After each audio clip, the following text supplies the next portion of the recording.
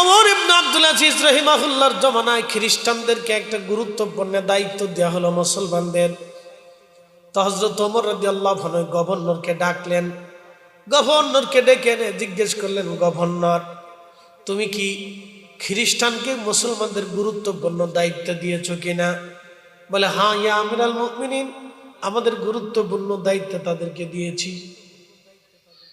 হযরত ওমর ইবনে আব্দুল আজিজ বললেন, খ্রিস্টানদেরকে, কাফেরকে তুমি মুসলমানদের গুরুত্বপূর্ণ, ধরেন গোয়েন্দা ডিপার্টমেন্টের এক গুরুত্বপূর্ণ পদে। তখন মুসলিম কাফেরদের সাথে তো যুদ্ধ হতো, এই গুরুত্বপূর্ণ পদে তুমি কেন দায়িত্ব দিলা? তখন এই গভর্নর বলতেছিল, ইয়া আমিরুল মুমিনিন, আপনি কি বলেন? আহা, আপনি কি বলতে চাচ্ছেন? হযরত, আমি একজন কাফেরকে তো গুরুত্বপূর্ণ দায়িত্ব দিলাম। আপনি কি জানেন না রাসূলের আব্বা আম্মাও কাফের ছিল? শুধু এরকম একটা শব্দ, কে বললি? তোর জিভ কেটে ফেলতাম, তোর হাত কেটে ফেলে দিতাম, তোর পা কেটে ফেলতাম। বুঝতে পারছেন ইমান কি জিনিস? বুঝে যায়। কি বললি?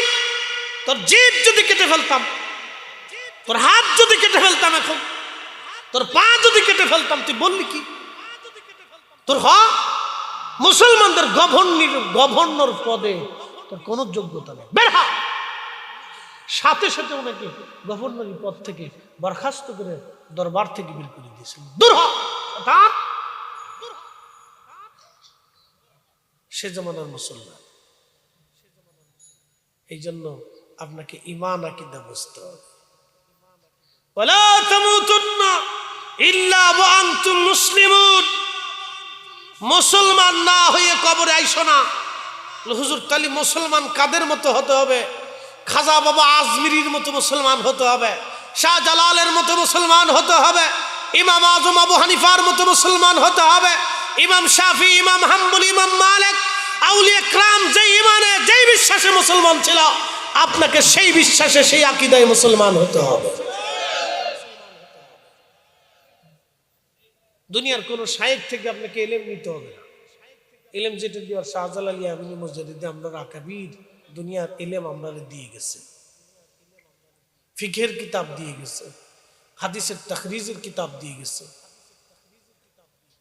তাফসীরের কিতাব দিয়ে গেছে। আমরা আকীদা কি হবে সেভাবে ইমাম আকাইদুত তাহাবি লিখেছেন, আকাইদুন নসবি লেখা হয়েছে। বড় বড় ইমামরা আকীদার কিতাব লিখছে। শারহে ফিকুল আকবার লেখা হয়েছে আকীদার উপরে, ফিকুল আকবার লেখা হয়েছে আকীদার উপরে। নতুন করে কার কাছ থেকে আমরা শিখার দরকার নেই, আমরা রাস্তা বাতলাই দিয়ে গেছে। বুঝতে পারছেন? এই জন্য ফুট করে আইসে কেউ যদি আপনার একটা ভুল তত্ত্ব দেয়, মানা যাবে না। যদি হাজারো দলিল দিয়েও বলার চেষ্টা করে না রাসূলের এখানে ভুল ছিল, আপনি জীবনেও মানবেন না। কেউ যদি আইসে বলে যে না রাসূল করিম সাল্লাল্লাহু আলাইহি ওয়াসাল্লাম কিয়ামতের ময়দানে চিন্তিত থাকবে, এই কথা বললে আকাশ ভেঙে গেলেও তারে মানা যাবে না। হাদিসের দলিল দিলেও মানা যাবে না। বুঝবেন এই হাদিসে গাফলা আছে, মনে আছে? মনে থাকবে তো? সূত্র মনে রেখে নেই, এটা তাহলে ভুল আছে, সারা জিন্দেগি বুঝতেইতে হবে। আকীদা ঈমান। যেন আল্লাহ বলেন, ওয়ালা তামুতুন্না ইল্লা ওয়া আনতুম মুসলিমুন। তুমি মুসলমান হয়ে তারপরে কবরে আসো। এই জন্য আকীদায় মুসলিম হয়ে কবরে যেতে হবে। এখন একজন এসে আপনারা বলল আল্লাহ আকার, আহলুস সুন্নাত ওয়াল জামাতের আকীদা আল্লাহ নিরাকার। কারণ আপনারা এসে বলল আল্লাহ আকার, অনেক কোরআনের দলিল দিচ্ছে আপনাকে, অনেকগুলি আয়াত আপনাকে সামনে উপস্থাপন করবে না। আপনি আয়াতের তো মর্ম বুঝবেন না, আয়াতের ব্যাখ্যা বিশ্লেষণ তো আপনার বোঝার ক্ষমতা নেই, এটা আমরারও বোঝার ক্ষমতা নেই। বলে হুজুর কেন? 20 বছর মাদ্রাসায় পড়ছে, সে আয়াতের মর্ম বুঝে না। 50 বছর মাদ্রাসায় পড়াচ্ছে, তারপরও সে বুঝে না। বলে কারা বুঝতো? আইম্মায়ে কেরাম বুঝে, তারা কিতাব লিখে আমরা রাস্তা বাতলায় প্রেসক্রিপশন দিয়ে গেছে, সাবধান, তোমাদের সামনে এরকম এরকম আয়াত উপস্থাপন হবে আল্লাহকে আকার বলার জন্য, আল্লাহর দেহ আকৃতি, আল্লাহকে দেহর আকৃতি দেওয়ার জন্য একদল আসবে যাদেরকে আহলে মুজাসসিমা বলা হবে, দেহবাদী আকীদা। মানে আল্লাহরে বলবে যে আল্লাহর হাত আছে, চোখ আছে, পা আছে, কান আছে, নাক আছে, আল্লাহর ঠোঁট আছে, ফ্যাট আছে, মাথা আছে, পা আছে, কিতা করেন আপনারা? আসেনি আল্লাহ? একসাথে করেন না, আল্লাহর আসেনি? জোরে বলেন আসেনি? তা আল্লাহ যদি হাত, ঠোঁট, কান, নাক, পা থাকে তাহলে হাত কত বড়? আল্লাহ আকারের মতো হলো, আল্লাহ কার মতো? তাহলে আল্লাহ কি তাহলে মোবাইলের মতো? তাহলে মোবাইলের মতো হলে দৈর্ঘ্য আছে, প্রস্থ আছে, ব্যাস আছে, ব্যাসার্ধ আছে, ওজন দখল করে, ওজন আছে, জায়গা দখল করে রাখছে। কি কথা ঠিক আছে না? এটার ব্যাস আছে, দৈর্ঘ্য আছে, প্রস্থ আছে, ব্যাস ব্যাসার্ধ আছে, তারপর জায়গা দখল করে আছে, তার ওজন আছে। এটা একটা আকারের মধ্যে সীমাবদ্ধ। তো রব যদি আকারের মধ্যে সীমাবদ্ধ হয়, তো সৃষ্টিও আকারের সাথে সীমাবদ্ধ। তাহলে সৃষ্টি এবং স্রষ্টার মধ্যে পার্থক্য কোথায়? আপনাকে দর্শনটা বুঝতে হবে। সৃষ্টি এবং স্রষ্টার মধ্যে পার্থক্য কি? এই জন্য রব আমাদেরকে একটা জবাব দিয়েছেন, লাইসা কামিসলিহি শাইউন। আমি রবের সাথে কোনো মেসাল নাই, আমি উপমাহীন, আমি তুলনাহীন, আমি মেসালহীন। একসাথে বলবেন আল্লাহু আকবার। এই জন্য আহলুস সুন্নাত ওয়াল জামাতের আকীদা হচ্ছে আল্লাহ নিরাকার, উপমাহীন, মেসালহীন। একসাথে বলবেন না মারহাবা? এই তো বুঝে গেছিলেন আপনি। শানে উলুহিয়ত, শানে রুবুবিয়ত, শানে রিসালাত, এর খেলাফে কেউ যদি হাজারো দলিল আপনার সামনে উপস্থাপন করে মানা যাবে? রাসূলের ইজ্জতের বিরুদ্ধে, আল্লাহর সম্মানের বিরুদ্ধে, ওলিদের সম্মানের বিরুদ্ধে যত দলিল পেশ করুক আপনাকে মানা যাবে? সুজা হিসাবে মানা যাবে, হিসাব একবারে সুজা। মানলেই আপনাকে মানতে হলে, তাহলে বুঝতে হলে আগের আইম্মা ইকরামের কিতাব আহলুস সুন্নাত ওয়াল জামাতের আকীদা কি আছে ওইটার উপর পর্যবেক্ষণ করে আপনি বুঝেন। তার আগে কিন্তু ফুট করে সিদ্ধান্ত নিয়েন না, তাহলে আপনি পস্তাইতে হবে। একটা ভুলের জন্য জাহান্নাম যথেষ্ট, বেশি দরকার নেই। একটা ভুলের জন্য জাহান্নাম যথেষ্ট, বেশি দরকার নেই। শুধু আপনি বলেন যে তকদির বলে কিছু নাই, শুধু এতটুকুনি বলেন, জাহান্নামে একবারে রেডি হয়ে বসে রয়েছে। আপনার আর জাহান্নামে যাওয়ার জন্য কোনো কারণ লাগবে না, একটাই যথেষ্ট। শুধু বলেন যে তকদির বলে ইসলামে কিছু নাই, তাহলে আপনি হয়ে যাবেন তাকদির অস্বীকার করেন বলা, আপনি একটা বাতিল ফিরকা।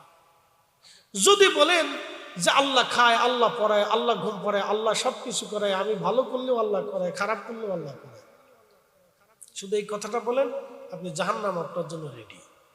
কেন? আপনি মুতাজিলা আকীদা নিয়ে নিলেন। আহলুস সুন্নাত ওয়াল জামাতের আকীদা এটা না। আহলুস সুন্নাত ওয়াল জামাতের আকীদা, আল্লাহ আমাকে খেয়ার দিয়েছেন, ইচ্ছা শক্তি দিয়েছেন, কোনটা ভালো কোনটা মন্দ বুঝার সক্ষমতা আল্লাহ আমরা দিয়েছেন। কোনটা শুয়োরের গোশত আর কোনটা গোশত গরুর গোশত আল্লাহ আমরা বুঝার সক্ষমতা দিয়েছে। এখন আপনি গরু বাদ দিয়ে শুয়োর খাবেন আর বলবেন যে আল্লাহ আমার শুয়োর খাওয়াইছে, তা চলতো না। কি কথা কন না? তাহলে মানুষ আর কুত্তার ভিতরে কোনো তফাৎ থাকে না। কি কথা কন, জোরে বলেন। মানুষ আর কুকুরের ভিতরে কোনো তফাৎ থাকে না। কুত্তা শুয়োরটাও খায়, গরুরটাও খায়। কি কথা ঠিক আছে কিনা? মানুষ গরুর গোশত খাবে, তাও কোনটা? যেটা আল্লাহর নামে জবাই করা হয়। কথা ঠিক আছে নি? আবার আল্লাহর নাম বাদ দিয়ে জবাই করলে খাওয়া যাবে? গরুর গোশত খাইতে হবে কোন গরু? যে গরু তৃণভোজী, কিন্তু যে গরু মানুষের বিষ্ঠা খায়, কুকুরের মূত্র খায় এবং মানুষের পায়খানা খায়, ওই গরুর গোশত খাওয়া যাবে না। আপনাকে মাসলা বুঝতে হবে। প্রিয় উপস্থিতি হাজিরিন, অনেকগুলি কথা আপনাকে বুঝাইলাম আজকে ভাই আমার। এই জন্য ঈমান ওয়ালা তামুতুন্না ইল্লা ওয়া আনতুম মুসলিমুন। মুসলমান না হইয়া মইরো না, মুসলমান না হইয়া মইরো না, মুসলমান হয়ে তোমাকে মরতে হবে। প্রথম নম্বরে ইমানে বিশ্বাসে মুসলমান হতে হবে, আকীদা বিশ্বাসে মুসলমান হতে হবে। 2 নম্বরে আমলে মুসলমান হতে হবে। 1 নম্বর ইমানে, 2 নম্বরে আমলে। আল্লাহ এই জন্য আমরা বলেন আল্লাযীনা আমানু ওয়া কানু ইয়াত্তাকুনা লাহুমুল বুশরা ফিল হায়াতিদ দুনিয়া ওয়া ফিল আখিরাহ।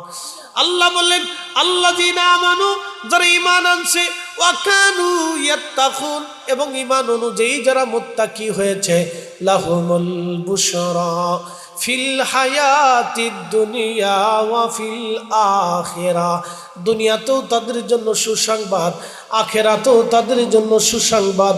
জোরে বলেন সুবহানাল্লাহ। মানুষ হইয়া ভবেতে আসিয়া মানুষের করিলাম কি, ও নবী না মানিলাম কি যে ভুল করিলাম, নবী না মানিলাম কি যে ভুল করিলাম, ভস্মে ঢালিলাম ঘি। মানুষ হইয়া ভবেতে আসিয়া মানুষের করিলাম কি, মানুষ হইয়া ভবেতে আসিয়া মানুষের করিলাম কি। আল্লাহুম্মা সাল্লি আলা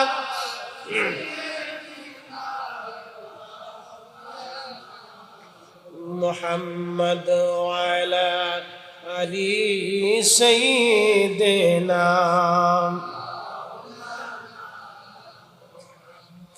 তুমি মোদের আশার আলো, তাই তো তোমায় বাসি ভালো, তুমি মোদের আশার আলো, তাই তো তোমায় বাসি ভালো। হৃদয় নামের ফুলদানিতে, হৃদয় নামের ফুলদানিতে গেথে রেখেছি প্রেমের মালা।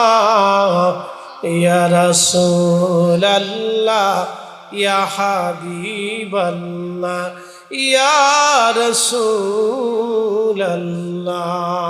লা ইলাহা, জোরে লা ইলাহা,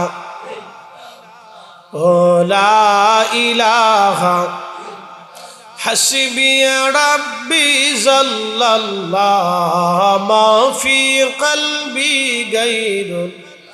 আহা নূর মুহাম্মদ, বলি নূর মুহাম্মদ, পড়ি লা ইলাহা ইল্লাল্লাহ, লা ইলাহা, ও লা ইলাহা, লা ইলাহা ইল্লাল্লাহ মুহাম্মাদুর রাসূলুল্লাহ সাল্লাল্লাহু আলাইহি ওয়াসাল্লাম। এই জন্য এই আয়াতে তিনটা মর্ম কথা আল্লাহ বলেন, ইয়া আইয়ুহাল্লাযীনা আমানু তাকুল্লাহ, আমাকে ভয় করো। আল্লাহকে ভয় করতে হবে, নামাজে ভয় করতে হবে, রোজায় ভয় করতে হবে, যাকাতে ভয় করতে হবে, হজে ভয় করতে হবে। আপনার জীবনের পরিপূর্ণ সময়ে আল্লাহকে ভয় করতে হবে, আল্লাহকে ভয় করতে হবে। সামনে মাহে রমজান আসতেছে, এই মাহে রমজানের হক আদায় করার জন্য সচেষ্ট হন। ইয়া আইয়ুহাল্লাযীনা আমানু তাকুল্লাহ, এই ঈমানদারেরা তোমরা আমি আল্লাহকে ভয় করো। সামনে মাহে রমজান আসতেছে, এই মাহে রমজান আসার মাহে রমজানে আল্লাহকে ভয় করে তাকওয়াবান হন, লাআল্লাকুম তাত্তাকুন।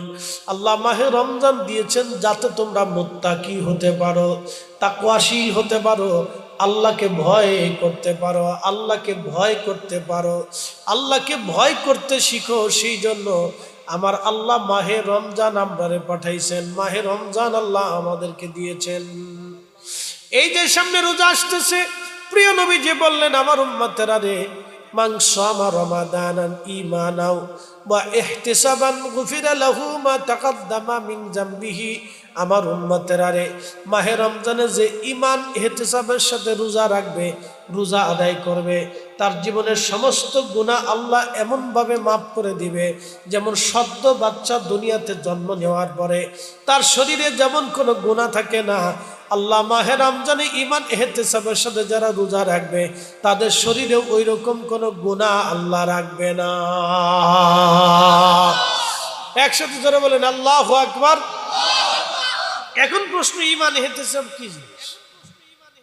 এটা আপনাকে বুঝতে হবে। ঈমান ইহতিসাব কি জিনিস এটা আপনাকে বুঝতে হবে, খুব মনোযোগ দিয়ে। প্রথমত, মাহে রমজানে যারা রোজা রাখবে, এক নম্বরে তারে হালাল খাবার দিয়ে সেহরি করতে হবে এবং হালাল খাবার দিয়ে ইফতার করতে হবে। আপনাদের কি বুঝায়? আজকে সভাপতি সাহেব, ইঞ্জিনিয়ার সাহেব আপনারা দাওয়াত দিলেন, দাওয়াত দিয়ে এইখানে আপনাদের সুন্দর করে বসাইলেন, বসাইয়া 6 পদের ইফতারি দিলেন, 3-4 পদের খাবার টাবার সামনে দিয়ে একবারে পুরা দেখলো 10 পদের ইফতারি সামনে দিয়ে আপনারা বসাইলেন। বসানোর পরে প্রত্যেকে একটা হাতে করে মাম পানি দিলেন এবং মাম পানি দিয়ে আপনাদেরকে বললেন যে আমি আপনাদের প্রিয় ইঞ্জিনিয়ার, আপনাদের এলাকার একজন মহাব্বতের মানুষ, আমি আপনারা আপনাদের সম্মান করেন, তা আমি এই পানির ভিতরে 1 ফোঁটা গরুর সোনা মিশিয়েছি, আপনারা আজকে ইফতারের সময় এই পানি দিয়ে ইফতার করেন। কেউ করবে? আসতে করেন না, জোরে বলেন করবে। কেন করবেন না? জোরে বলেন, একসাথে বলেন, আরো জোরে বলেন। কিসের পানি হারাম? গরুর সোনার পানি হারাম। পানির সাথে গরুর সোনা মিশে, গরুর পেশাব মিশার কারণে পানি কি হয়ে গেছে? হারাম হয়ে গেছে। তো হারাম পানি দিয়ে ইফতার করলে সারাদিন রমজানে রোজা রেখে কষ্ট করে আপনি জানাশোনা সত্ত্বেও এই হারাম পানি দিয়ে ইফতার করলে আপনার রোজা হবে? তো রোজা হবে না বিধায় এই ভয়ে আপনি এই গরুর সোনা, গরুর পেশাব মিশ্রিত পানি দিয়ে আপনি ইফতার করলেন না। তো গরুর পেশাব মিশ্রিত পানি দিয়ে ইফতার করলে যদি রোজা না হয়, তাহলে সুদের টাকা দিয়া, ঘুষের টাকা দিয়া, অন্যের টাকা, অন্যের জমি মাইরে দেওয়া সেই টাকা দিয়া পানি কিনে খাইয়া ইফতার করলে রোজা কেমনে হবে? আমার একটু বুঝান তো।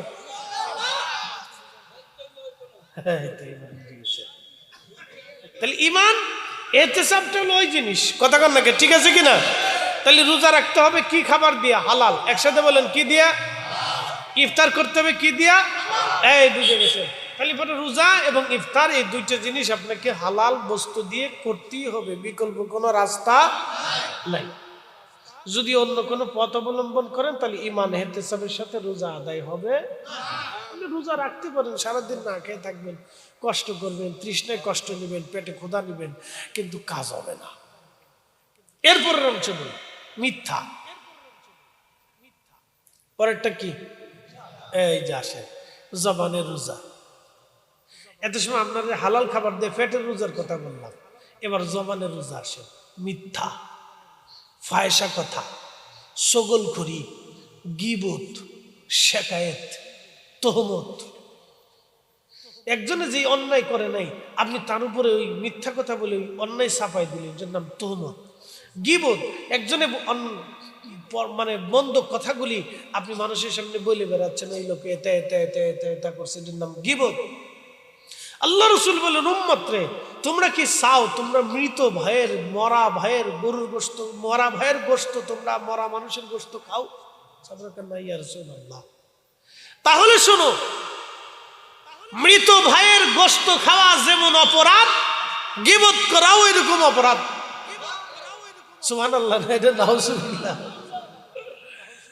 তাহলে আপনারা বুঝেন, মরা মানুষের গোশত খাওয়া যেমন অপরাধ, ঘৃণিত, গীবতটাও ইসলামে এরকম কি ঘৃণিত। এই জন্য রোজা রাইখা কোনো গীবত করা যাবে। যদি করেন তাহলে ঈমান ইহতিসাবের সাথে রোজা আদায় হবে। বুঝে গেছেন? 2 নম্বরটা। তাহলে মিথ্যা বলা যাবে না, গীবত করা যাবে না, শেকায়েত ওই তহমত দেওয়া যাবে না, বুহতান করা যাবে না। 3 নম্বর আরেকটা আছে চগলখড়ি। চগলখড়ি বুঝছেন নি? একজনের দোষ আরেকজনের কাছে বইলে দুইজনের ভিতরে ঝগড়া বাঁধাইয়া, অশান্তি করিয়া, দ্বন্দ্ব সৃষ্টি করে দেওয়া। কথা ঠিক আছে কিনা? এটার নাম কি? চগলখড়ি। প্রিয় উপস্থিতি হাজিরিন, এই চগলখড়ি থেকে দূরে চলে আসতে হবে। যদি মাহে রমজানে আপনি চগলখড়ি বন্ধ না করেন, চগলখড়ি করতে থাকেন, তাহলে ইমান ইহতিসাবের সাথে রোজা আদায় হবে না। আর একটা হচ্ছে চোখের রোজা। চোখ দিয়ে ফায়সা কোনো জিনিস দেখা যাবে না, পর নারীর প্রতি আপনার কুদৃষ্টি আনা যাবে না। অনেকেই রমজানে রোজা রেখা সুন্দর করে বৈশা বৈশা ড্যান্স দেখে, নাচ দেখে। ইস, বাংলা সিনেমা দেখতেছে, বিরাট বড় রোজাদার, শয়তানের দূরে দাঁড়ায় দাঁড় হাসে, কে দোস্ত রোজা হয়ে গেছে, যাও, ভালো রোজা তোমার দিয়ে দিচ্ছি, যাও, তুমি সারাদিন না খেয়েই থাকবা, কিন্তু তুমি চোখের হেফাজত করতে পারো নাই। রমজানের সাওম মানে কি? বিরত থাকা। সাওম মানেই বিরত থাকা। সামর্থ্য নিজেকে নিবৃত রাখা, বিরত রাখা। জবানকে বিরত রাখতে হবে, মিথ্যা বলা, ফায়সা বলা, চগলখড়ি করা, গীবত করা, তহমত দেওয়া, এই সমস্ত ফায়সা কর্মকাণ্ড থেকে নিজের জবানের রোজা রাখতে হবে। হালাল খাদ্য খেয়ে পেটের রোজা রাখতে হবে, এবং চোখের এই আপনি কুদৃষ্টি দিয়া খারাপ কাজের জন্য চোখ ব্যবহার না করিয়া চোখের রোজা রাখতে হবে। খারাপ কথা না শুনে, অন্যের হাবিজাবি কথা না শুনে কানের রোজা রাখতে হবে। এই হাত দিয়ে কোনো অন্যায় কাজ না করিয়া এই হাতের রোজা রাখতে হবে। পা দিয়ে পায়ে হেঁটে কোনো অন্যায়ের কাজের জন্য প্রশ্রয় না দিয়ে, অন্যায় কাজে সহযোগিতা না করিয়া এই পাটাকেও রোজায় রাখতে হবে। এরপরে নিজের নফসটাকেও রোজা রাখাইতে হবে। নফসের রোজা, এই নফসের রোজা আপনি রাখতে হবে। নফসের রোজা কি? হিংসা, অহংকার, কামনা, বাসনা। কামনা আসে, বাসনা আসে, অমুক নারীরা সুন্দর রে, হিংসা, অহংকার, এই নফসের রোজা রাখতে হবে। বলে নফসের রোজা কি? আপনারা একটু বুঝাই। কয়েকদিন আগে চলে গেল বরাত, ঠিক আছে, বরাত চলে গেল। এই বরাতের রাত্রি আমার রব, আমার আল্লাহ সমস্ত মানুষকে মাফ করে দিলেন, কিন্তু দুই শ্রেণীকে আল্লাহ মাফ করেন নাই। সমস্ত উম্মতি মুহাম্মাদের আল্লাহ মাফ করে দেওয়ার ওয়াদা করলেন, কিন্তু দুই শ্রেণীকে আল্লাহ মাফ করেন নাই। এক নম্বরে যারা নেশাগ্রস্ত, দুই নম্বরে যারা হিংসাগ্রস্ত। নেশাগ্রস্তকে আল্লাহ মাফ করেন নাই, এবং হিংসাগ্রস্তকে আল্লাহ মাফ করবেন না। হিংসাটা কি আপনাদেরকে বুঝাই। তুলার গোডাউনে আগুনের কয়লা ছেড়ে দিলে কি হবে? শেষ। তুলার গোডাউনে আগুনের কয়লা ছেড়ে দিলে কি হবে? শেষ। ঠিক মানব জীবনে যত তাহাজ্জুদ করেন, অন্তরে হিংসা থাকলে, জোরে বলেন, একসাথে বলেন, আরো জোরে বলেন। আপনারা রোজা শিখিয়ে দিয়ে দিতেছি, এইভাবে পাট পাট করে ভেঙে অনেকে বলবে না, আপনারা পাট পাট করে বুঝাচ্ছি। রোজা অরিজিনাল কেমনে হবে আপনারা বুঝাচ্ছি। এই জন্য হিসাব করে দেখেন, বাংলাদেশে অনেকে রোজাই হয় না, শুধু না খেয়ে থাকে। হিংসা সাত্তারে রে, রে ইঞ্জিনিয়ার সব কত সুন্দর একটা বাড়ি করছে রে,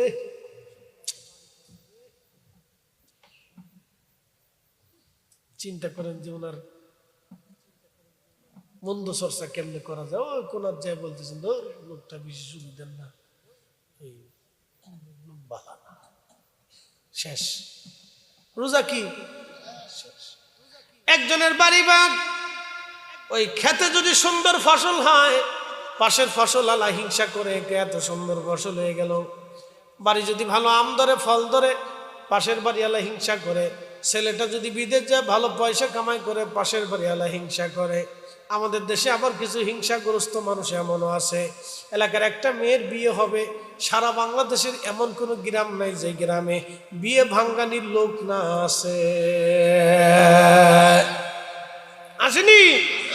তাহলে আপনাদের এই কাকরতলা মনে আছে, বরুড়ার ভিতরেও আছে নাকি? তাহলে বোঝা গেল বাংলাদেশের এমন কোনো গ্রাম নেই যে গ্রামে শয়তান না আছে। কি কথা ঠিক আছে কিনা? যারা এই কাজ করে তারা হিংসাগ্রস্ত, হিংসুটে শয়তান। ও রোজা রাখবে কিন্তু রোজা হবে না। এজন্য ইমাম ইহতিসাবের সাথে কেউ যদি রোজা রাখে, আল্লাহ রাসূল বলে তারে এমন ভাবে নিষ্পাপ করা হবে যেন সদ্য বাচ্চা দুনিয়ার থেকে ভূমিষ্ঠ হইয়া দুনিয়াতে আসলে যেমন তার শরীরে কোনো গুনাহ নাই। আমার উম্মতকে আল্লাহ মাহে রমজানে ঈমানান ইহতিসাবান গুফিরা লাহু মা তাকাদ্দামা মিন যামবিহি, তার জীবনের সমস্ত গুনাহকে আল্লাহ করে দিবে। জোরে বলবেন আল্লাহু আকবার। ওইভাবে রোজা রাখেন, যে শর্তগুলি দিলাম এইভাবে রাখেন, অথবা কাজ হবে না কিন্তু বলে দিয়ে গেলাম। যদি ভুল হয়ে যায় তাহলে সাথে সাথে আল্লাহর কাছে মাফ চাবেন যে আল্লাহ ভুল হয়ে গেছে, না আল্লাহ মাফ করো, আল্লাহর ওয়াদা আছে। ইন্নাকা লা তুখলিফুল মিয়াদ, আল্লাহর ওয়াদার কোনো খেলাপ হয় না।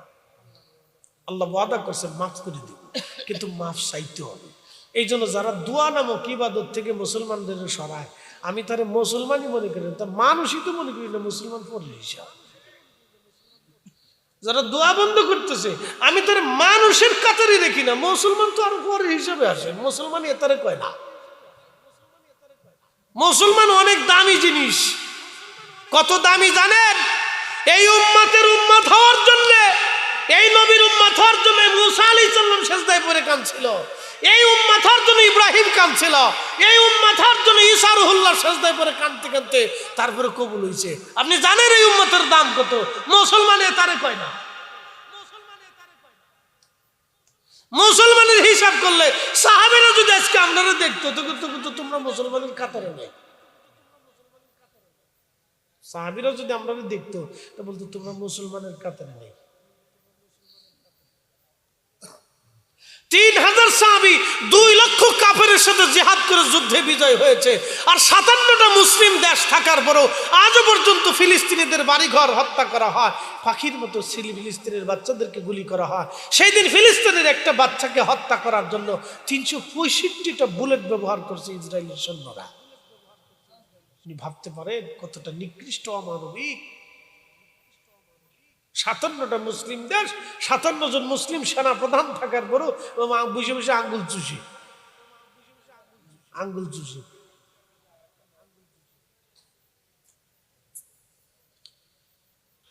কিচ্ছু পারিনি। এই জন্য দুঃখজনক, অনেক বড় দুঃখজনক। এই জন্য সাহাবীরা যদি আমরা দেখতো তো বলতো তোমরা এখন মুসলমানের কাতারি আসো, তোমরা বিড়ি খাও মুসলমান।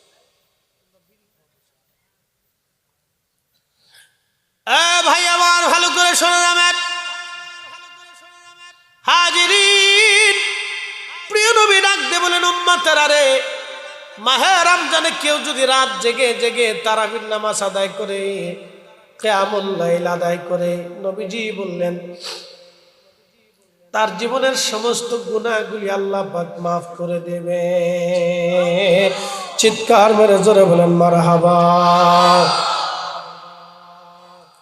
সাহাবীদের জিন্দেগিতে আসছে সাহাবীরা কোনোদিন মাহে রমজানের রাত্রে ঘুমাইতেন না। এশার নামাজের পর থেকে নামাজ শুরু করতেন, তারাবি পড়তেন, তারাবি শেষ করার পরে তাহাজ্জুদ পড়তেন, তাহাজ্জুদ শেষ করার পরে সেহরি করিয়া ফজরের নামাজ পড়িয়া তারপরে বাড়ি যেতেন। সাহাবীদের জীবনীতে কোন সাহাবীর প্রমাণ নাই যে মাহে রমজানে রাত্রিবেলা তারা ঘুমাইছে। সারা রাত মসজিদে নববীতে নামাজ পড়তেন, আল্লাহ রসুলও পড়তেন, সাহাবীরাও পড়তেন। একটু তন্দ্রা টন্দ্রা আসলে পরে ওই মসজিদের ভিতরে কাটিয়ে পড়ে থাকতেন, ক্লান্তি দূর করাইতেন। সাহাবীদের জীবনীতে নেই। মুসলমান খুব মনোযোগ দিবেন। এই জন্য আল্লাহ নবী বলেন ঈমান হচ্ছে সবের সাথে যদি তোমরা রোজা রাখো, তারাবির নামাজ পড়ো, আল্লাহ তোমার গুনাহ মাফ করে দিবেন। এই দৃষ্টিকোণ থেকে হিসাব করে নবীর পছন্দের তারাবি কত রাকাত, ওই হিসাব করে হযরত ওমর রাদিয়াল্লাহু তাআলা আনহু তারাবির নামাজ 20 রাকাত ঘোষণা দিয়া মসজিদে নববীতে চালু করে দিয়ে গেলেন। তারই ধারাবাহিকতায় সারে মাযহাব, 4 তরিকা, 4 ইমাম, পৃথিবীর সমস্ত উলামা ফুদালাগণ সারা দুনিয়াতে 20 রাকাত তারাবি এখনো চলমান আছে। অতএব 8 রাকাত তারাবি যারা বানাইতে চায় ওরাই হলো অরিজিনাল বেদাতি। বেদাতি জোরে বলেন, জোরে বলেন বেদাতি। বেদাতে দলালা, নিকৃষ্ট বেদাত, নিকৃষ্ট বেদাত। খোলাফায়ে রাশিদের সিদ্ধান্তের বাহিরে কোনো সিদ্ধান্ত দেওয়া নিকৃষ্ট কাজ। হযরত ওমর যদি আজকে বাঁচা থাকতেন পিঠের চামড়া রাখতো না, একটা পিঠের চামড়া উঠে হাতে ধরে দিয়ে মুসলিম খেলাফত থেকে তারাই দিয়ে বলতো দূর হয়ে যাও শতাব। পিঠের চামড়া রাখতেন না উনি যদি জিন্দা থাকতেন, আজকে পিঠের চামড়া তুলে ফেলতেন। প্রিয় উপস্থিতি, খুব মনোযোগ দেন। তোতে মাহে রমজানের তারাবির নামাজ ইমান ইহতিসাবের সাথে পড়তে হবে। এখন কেউ যদি অজুহাত দিবেন যে এই 20 টাকা পড়ার থেকে তো ধীর স্থির ভাবে 8 টাকা পড়াই ভালো, আপনার এটাই অজুহাত শয়তানের যুক্তি কোথার থেকে পাইছেন?